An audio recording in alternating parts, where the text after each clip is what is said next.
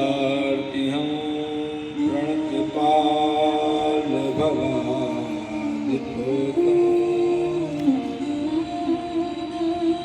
वन्दे महापुरुष ते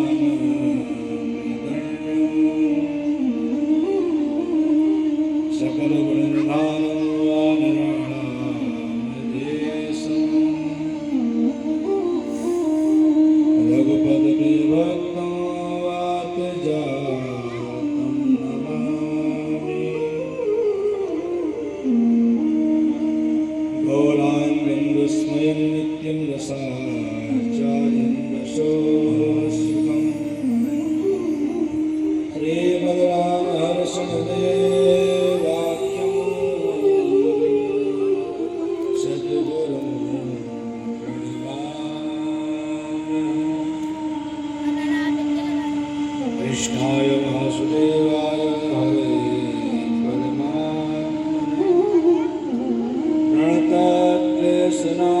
प्रणतक्लेशनाशाय गोविन्दाय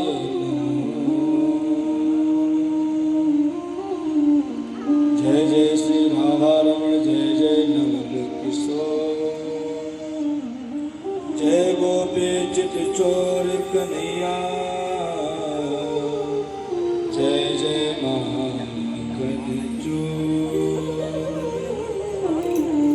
जय जय महागणचो जय श्री राम। साक्षात कृष्ण स्वरूप विराजमान श्रीमद् भागवत महापुराण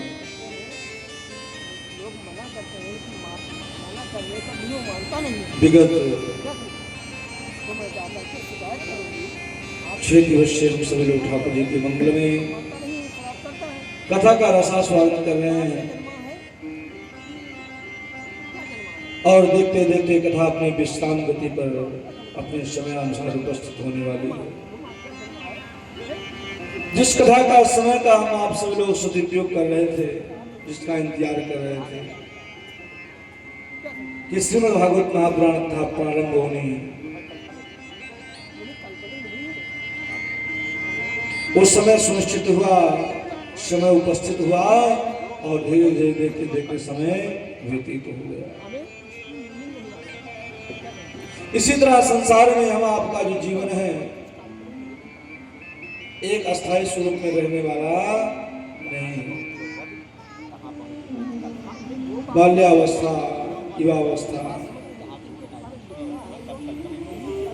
ब्रह्मचर्य, ग्रस्त, वानप्रस्थ और महाराज देखते देखते संन्यास तब हम आप सभी लोग उपस्थित होते हैं। उम्र अपने आप ढलती चली जाती है, हमको आपको पता नहीं लगता भैया समय कैसे निकल गया। समय किसी का सगा होता नहीं है। एक समय ही ऐसा है जो कोई इसको बांध कर रख नहीं सकता। घड़ी प्रारंभ होती है, 3 बजता है, देखते देखते 5 बज जाते हैं और देखते देखते रात्रि 10 बज जाती है, फिर अर्धरात्रि 12 बज जाती है, लेकिन समय रुकता नहीं। आपकी सेवाएं रुक जाएंगी, आपकी गति रुक जाएगी, आपका कार्य रुक जाएगा, लेकिन समय रुकने वाला नहीं है। समय किसी का होता नहीं। हम आप सब लोग मंगल में ठाकुर जी की जो सुंदर कथा का रसास्वादन कर रहे हैं, विशेष सौभाग्यशाली हैं। ईश्वर की विशेष कृपा हमारे और आपके ऊपर है। समस्त मिलिक ग्राम के समस्त क्षेत्रवासी, जनता जनार्दन श्रद्धामयी माताएं बहने भाइयों, उसी तरह कल प्रातःकालीन हवन का कार्यक्रम प्रारंभ होगा और तत्पश्चात भंडारे का कार्यक्रम की आज से तैयारियां प्रारंभ हो जाएगी। वो भी समय निकल जाएगा, पुनः वापस समय आने वाला नहीं। समस्त भगवत रसिक भगवत भक्त जन्मांतरे भवे पुण्यम तदा भागवतम लभे।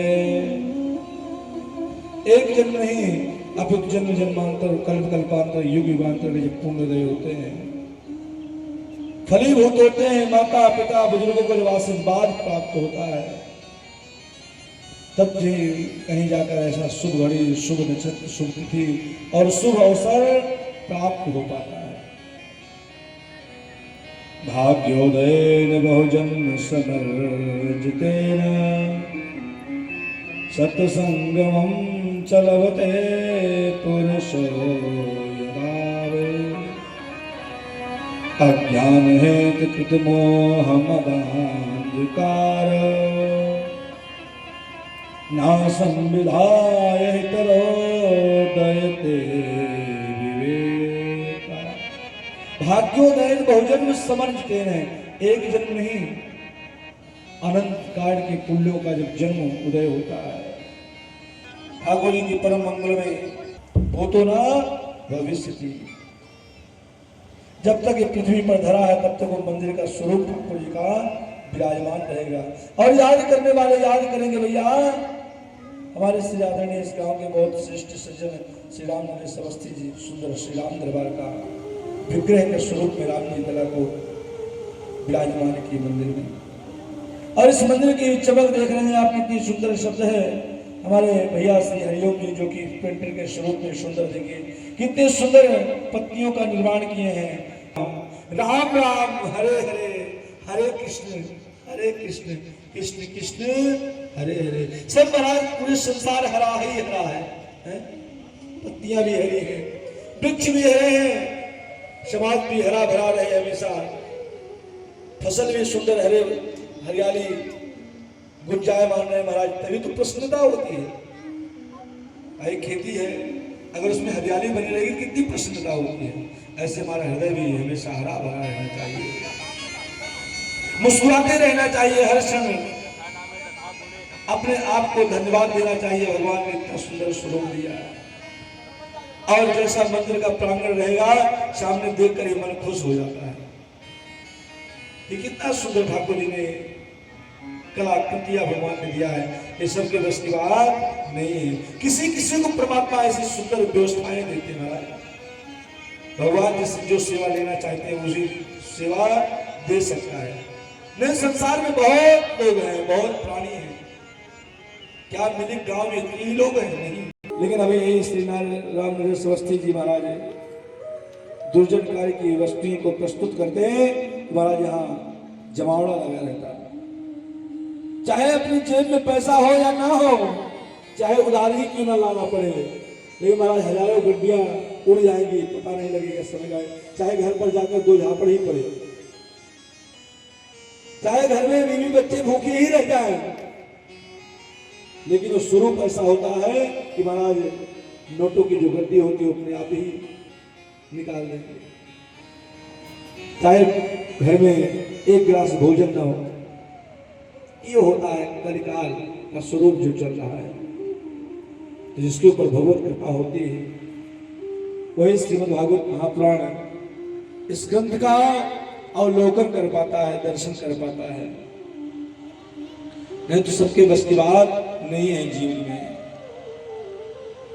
और जीवन का यही परम सूत्र है, सुख के माथे सिर पड़े हरि हृदय से जाए, बलिहारी वा दुख की जो पल पल नाम रटा। कुंती में यही तो स्तुति करती है कि हे हरि, हे मेरे प्राण प्रीतम, हे मेरे प्राण वल्लभ, हमको कुछ नहीं चाहिए। अगर ज्यादा संपत्ति आ जाएगा तो मैं आपका भजन नहीं कर पाओगे। और थोड़ी संपत्ति रहेगी ना, दुख रहेगा, दर्द रहेगा, तो पल पल आपका स्मरण आता रहेगा। कुंती मैया ने यही तो स्तुति किया।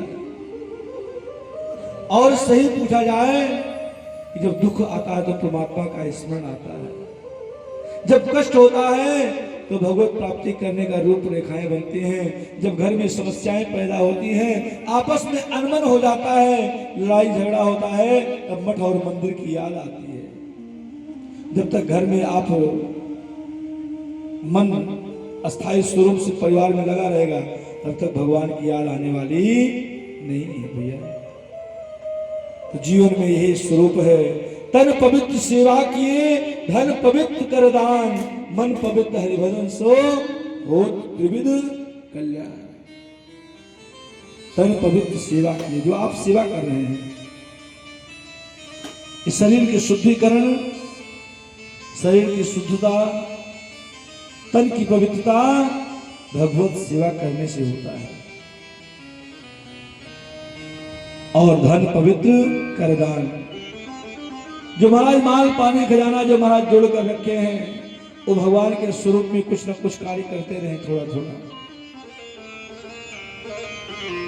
वास्तुता अपने जीवन के दशांश को दान करने का प्रकल्प है। वो दान को ये नहीं है कि कथा भागवत में ही दान किया जाए। आपको भगवान ने सामर्थ्य दिया है, और जिसके पास देख रहे हैं अन्न खाने के लिए नहीं है, तो अपने से निकाल कर उसको दे दीजिए। नहीं है, आपको भगवान ने यथा योग्य सामर्थ्य बनाया है, तो उसके सामने कुछ आगे हाथ बढ़ा दीजिए। यही तो दान है।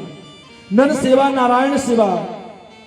कोई ये जरूरी नहीं है कि महाराज अयोध्या में जाकर आप 1000 आदमी का भंडारा कराएं और आप अपनी माता पिता की सेवा उनको न कर पाए, उनको 2 टाइम भोजन न करा पाए। 1000 भंडारे कराने से आपका फल मिलने वाला नहीं। उसका घर ऐसा है, मेरा घर कैसा है। हम अपने आप से दुखी नहीं हैं, दूसरे के सुख को देखकर दुखी है। हम मोटरसाइकिल से चल रहे तो हमको इसका सुख नहीं है, अगला भैया 4 व्हीलर से क्यों चल रहा, सबसे बड़ा दुख इस चीज का है। इस संसार में कोई अपने से दुखी नहीं है, दूसरे के सुख को देखकर दुखी है। ये जीवन का सूत्र है। बोले अन्य दोष गुण चिंतन वासुका।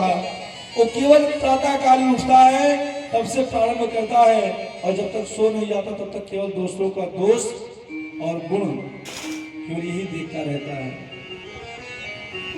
कि इसमें ये कमी है, उसमें ये कमी है, इसमें ये कमी है, उसमें ये कमी है। तो ऐसा कार्य नहीं करना चाहिए। बोले क्या करें? बोले अगर अपने आप को मुक्त होना चाहते हैं, अपने आप को भव सागर से पार करना चाहते हैं, तो जीवन में एक सूत्र अपना लीजिए, सेवा कथा रस्म हो नितराम विभक्त कीजिए। ये भी महाराज और महाराज जीवन सोते सोते निकाल दो। ये जीवन तो व्यतीत हो जाएगा, फिर पुनः जन्म मिलने वाला नहीं। कोई जरूरी नहीं कि आपको मनुष्य का तन मिले। अरे भगवान अगर आपको कहीं कुकर सुकर पशु पक्षी बना देते तो आप क्या करते? उनके भी बच्चे होते हैं, वो भी अपने लिए रहने के लिए घोंसला बनाते हैं, वो भी घर बनाते हैं, और हमसे ज्यादा अपने परिवार को परवरिश करते हैं, लेकिन उसका लाभ नहीं पाते भैया। इसलिए किसी के स्वरूप को न रखते हुए अपने जीवन में एक क्षणभंगुर शरीर है, बुधबुदायुतेषु मस्कायुजन्तसो। ये पानी के बलबुले के समान जीवन है भैया। कब जन्म लिया है कब फूट जाएगा इसका कोई भरोसा नहीं है। बूढ़ा बैल जब तक घर का कार्य करता है तब तक किसान उससे खेत को जुताई करता है, खेत की फसल तैयार होती है, अनेकानेक स्वरूप से उससे सेवा लेता है। लेकिन जब बैल बूढ़ा हो जाता है तो किसान उसके जो रस्सी बंधी रहती है गले में, उसको कैंची से काट देता है और रोड पर छोड़ देता है।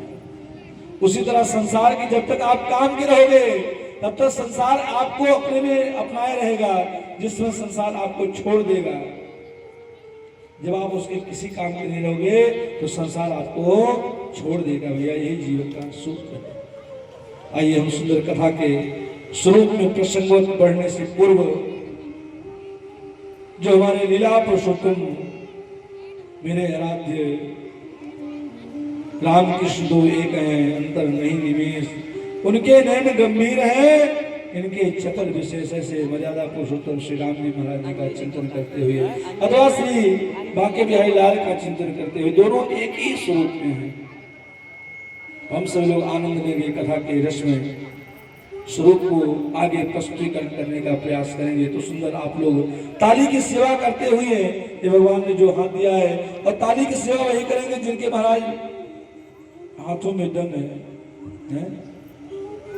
जो खाए पिए ही नहीं तो क्या महाराज ताली की सेवा करेंगे।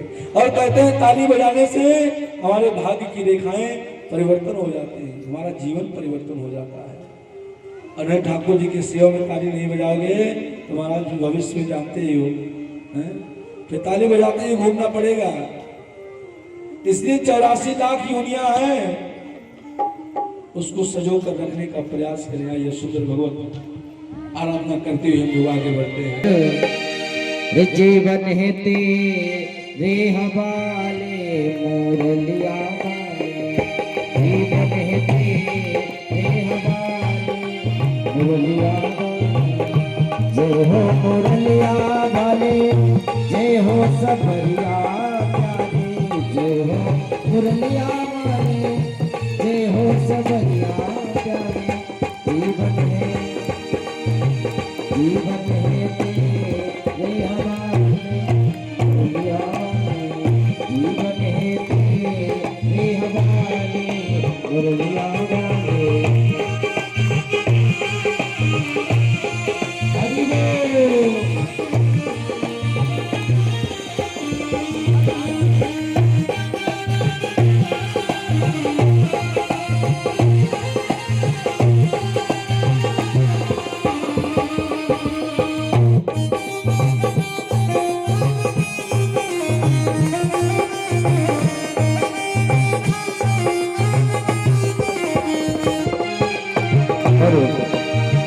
हम तो कठे पुतले तेरे हाथ के, हम तो कठे पुतले तेरे हाथ के, तेरे हाथ के गाना तेरे हाथ के, तेरे हाथ के गाना तेरे हाथ के।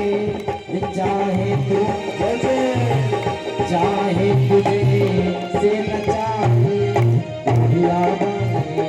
जीवन है तेरे हवाले मुरलिया। जय हो मुरलिया प्यारे, जय हो बसुरिया प्यारे, जय हो मुरलिया प्यारे, जय हो बसुरिया प्यारे। जीवन है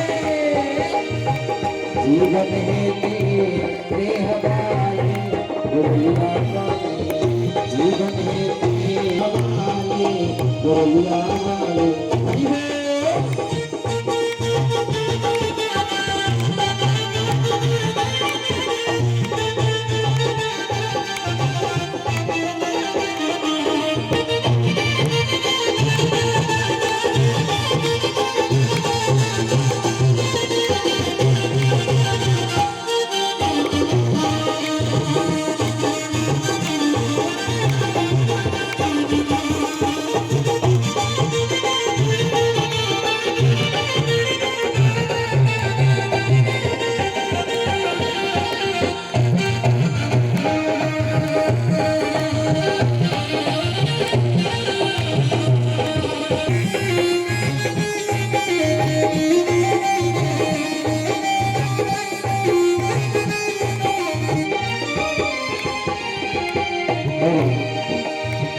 अब तो है मोले तेरे हाथ के, अब तो है मोले तेरे हाथ के, तेरे हाथ के, तेरे हाथ के, तेरे हाथ के, तेरे हाथ के।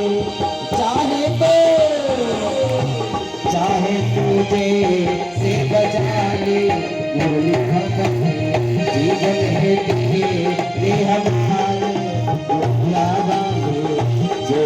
मुरलिया वाले जे हो सबरिया प्यारे, जे हो मुरलिया वाले जे हो सबरिया प्यारे। जीवन है जीवन है तेरे हवाले मुरलिया वाले, जीवन है तेरे हवाले मुरलिया वाले।